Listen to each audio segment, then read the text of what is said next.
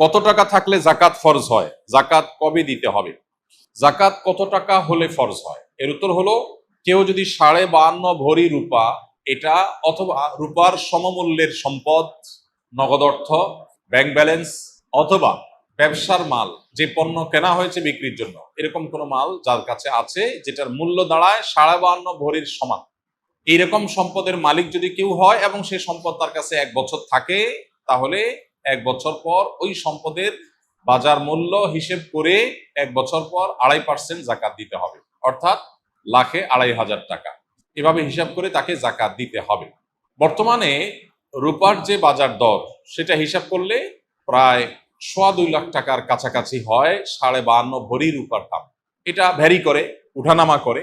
একেবারে খুব রিসেন্ট যে এখন 2026-এর ফেব্রুয়ারি মাস চলছে, এই সময়টাতে রূপার যে বাজার দর আছে সেটা হিসাব করে দেখা গেছে যে 2.25 লাখ টাকার কাছাকাছি। এক্সাক্ট আপনি যখন দিবেন রূপার দরটা জেনে নিয়ে যে 52.5 ভরি বা 52.5 তোলা রূপার দাম কত, সেটা হিসাব করে যদি দেখেন যে এটা আপনার সম্পদ এই পরিমাণ হয়ে গেছে, তাহলে সবটুকুর জাকাত দিতে হবে। এমন না যে এর অতিরিক্তটা জাকাত, বরং সবটুকুর জাকাত দিতে হবে। জাকাত দেওয়াটাকে জরিমানা মনে করা, এটা কিয়ামতের আলামত। সহিহ বুখারীতে আসছে, নবী সাল্লাল্লাহু আলাইহি ওয়াসাল্লাম বলেছেন, একটা সময় আসবে মানুষ যখন জাকাত দেওয়াটাকে তার জন্য অর্থদণ্ডের মতো বিষয় মনে করবে, জরিমানার মতো বিষয় মনে করবে। এটা ভুল ধারণা আমাদের সমাজে। কারণ আমরা মনে করি যে জাকাত দিলে বোধহয় লস হয়ে যায়, কমে যায়। বরং জাকাত দিলে এটা তো আমার আখিরাতের অ্যাকাউন্টে জমা হয়ে গেল, এটা বরং আমার স্থায়ী হয়ে গেল, নিশ্চিত হয়ে গেল, বাকিগুলোর গ্যারান্টি নেই। এই জন্য জাকাত দিতে পারাটা সৌভাগ্যের বিষয়। আর জাকাত কখন ফরজ হয়? এর উত্তর হলো যে জাকাত ফরজ হয় প্রত্যেকটা ব্যক্তির অর্থ বছরের আলোকে। সবার অর্থ বছর একরকম নাও হতে পারে। ধরুন আমি জিলহজের 1ম তারিখে জাকাত দেওয়ার মতো সম্পদের মালিক হয়েছি, তাহলে পরবর্তী বছর জিলহজের 1ম তারিখে আমার জাকাত আসবে। কেউ যদি মুহররম মাসে জাকাত দেওয়ার মতো সম্পদের মালিক হয়ে থাকে, তাহলে 1 বছর পর মুহররম মাসে তার জাকাত তার উপরে বর্তাবে। তো জাকাত বর্ষ এটা নির্ভর করে ব্যক্তি কখন সম্পদের মালিকানা আসছে তার উপরে। এখন কেউ যদি জাকাত দেওয়ার সুবিধার্থে, হিসাব করার সুবিধার্থে সে যদি একটু আগে দিয়ে দেয়, ধরা যাক যে আমার জিলহজে আসে, আমি রমজানে দিয়ে দিলাম হিসাব করে, কোনো অসুবিধা নেই, জাকাত অগ্রিম দেওয়া যায়। যে প্রতি বছর আমি রমজানে দিলাম, সমস্যা নেই। আমাদের সমাজে অনেকে মনে করে রমজান মাসেই জাকাত দিতে হয়। জাকাত রমজান মাসেই শুধু দিতে হয় এমন কোনো কথা নেই। তবে এটা ঠিক, রমজান মাস আমলের মাস, সওয়াবের মাস, এই মাসে আমরা বেশি বেশি সওয়াব হাসিল করার চেষ্টা করবো ইনশাআল্লাহ বিইذনিল্লাহ।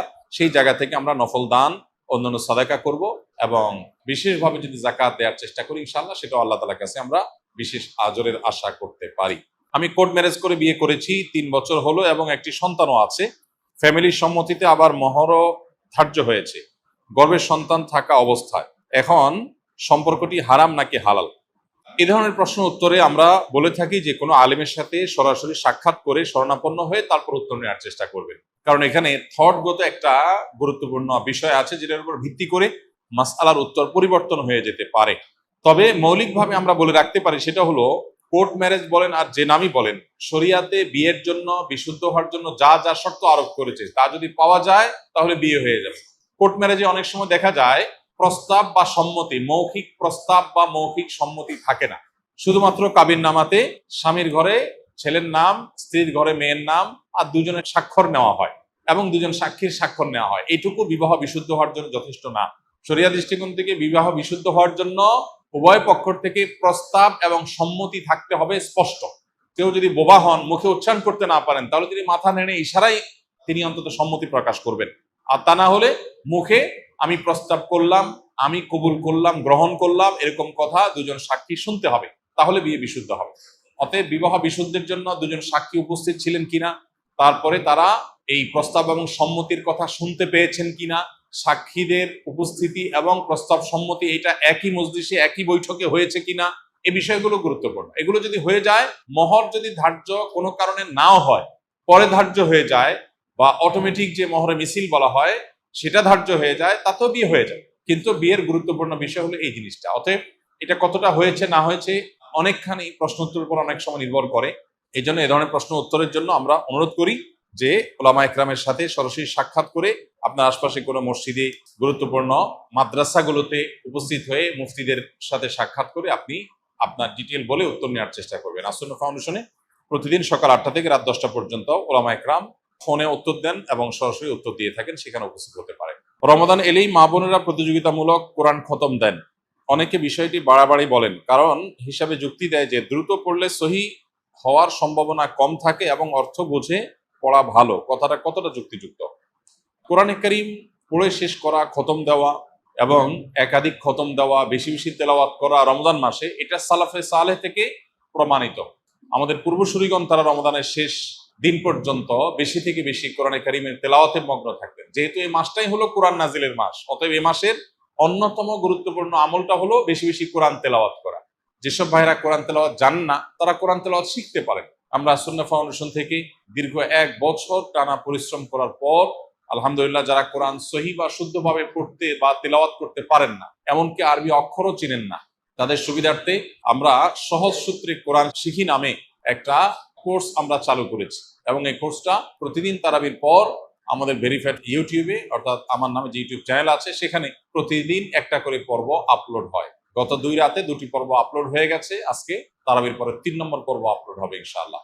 10 থেকে 15 মিনিট, 20 মিনিটের মধ্যে ভিডিওটা, মাত্র 27টি ভিডিও ইনশাআল্লাহ পুরো কোরআন সহি করে শেখার জন্য তৈরি করা হয়েছে, অনেক পরিশ্রম করে, অনেক সাধনা করে। অতএব যারা সময় আছে তারা সেই ভিডিও ফলো করতে পারি, অথবা অন্য কোনো উপায়ে কোরআন সহি করে পড়বো। আর যাদের তেলাওয়াত সহি আছে তারা বেশি বেশি পড়বো। এখন কথা হলো, প্রতিযোগিতামূলকভাবে বেশি বেশি করে কোরআন খতম দিলে সেটা ভালো কিনা? উত্তর হলো অবশ্যই ভালো, তবে তার কোয়ালিটি যেন ঠিক থাকে। এটা ঠিক যে তাড়াহুড়া করতে গিয়ে কোয়ালিটি নষ্ট করে অনেক পরিমাণে তেলাওয়াত করার চাইতে কোয়ালিটি ঠিক রেখে আপনি সাধ্য অনুযায়ী তেলাওয়াত করা ভালো। দেখা যায় অনেকে হুলস্থুল করে কোরআন তেলাওয়াত করেন, কি পড়েন নিজেও বোঝেন না। খতম দেওয়া উদ্দেশ্য হয়, এই খতমটা অর্থবহ না। আল্লাহ তাআলা আমাদের আমলকে মাপবেন, আল্লাহ আমলকে গুনবেন না।